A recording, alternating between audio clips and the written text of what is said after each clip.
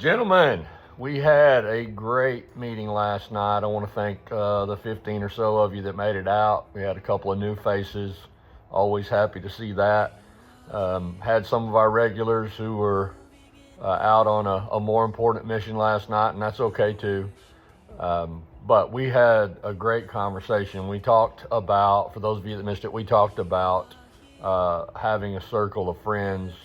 Jesus had a close circle among the disciples that were a bit closer to him, and how maybe that parallels to us and the importance of having a close circle of friends. A couple of things I looked at this morning after our discussion last night. Proverbs 27:6 says, "Faithful are the wounds of a friend, but the kisses of an enemy are deceitful." We talked about that a little bit last night, that sometimes you need people in your inner circle that are willing to tell you the truth, even if it hurts your feelings. Because if they love you, their hurting of your feelings is for your own good. When that proverb says that deceitful are the kisses of the enemy, we live in a world where people just want to hear, or they want people to tell them what they want to hear. And they're not willing to listen to someone who will give them constructive criticism. That's exactly what Solomon was saying, 4,000 years ago, whenever he wrote this. It's true today. We are much the same way. Encourages us to seek out people who will be honest with us, people in our inner circle that we're okay allowing them to tell us the truth, even when we're being less than stellar in our behavior or in our thought process. Another one was Proverbs 26 that I noticed. Many men proclaim their loyalty, but who can find a faithful friend? A lot of people say they're your good friend. A lot of people say they have your best interest in mind. But the truth is, when you get down to it, they probably don't. As I mentioned earlier, Jesus had a close inner circle. He talked a bit about friendship with his disciples. Take a look at this. Social media, hey presto, they're now your friend. Which just means if they have access to your homepage and you have access to theirs, that is friendship to many people in our world today. But in the Bible, especially if you look at the book of Proverbs, a friend is someone who knows your soul. It's not just someone that you have a shared hobby with or occasionally hang out with. It's someone who knows the real you, who knows what's really going on inside.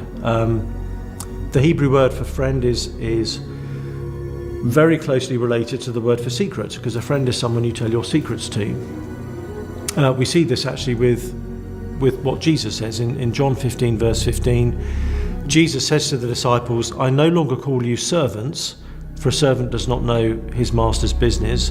Instead, I've called you friends because," and whatever Jesus says next is going to show us what he thinks is defining a friendship. He says, "I've called you friends because all that the Father has revealed to me, I have made known to you." In other words, Jesus is saying, you're friends because I'm letting you in on everything. I'm opening up to you. I'm spilling all the beans. So that, I think, is why in the Bible friendship is such an honorable and precious thing. It is very intimate.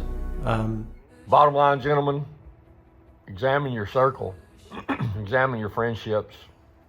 Do you have people who are on your side? That's important. It was important to Jesus. It was important for him to have a close circle, and I believe it should be important to us too.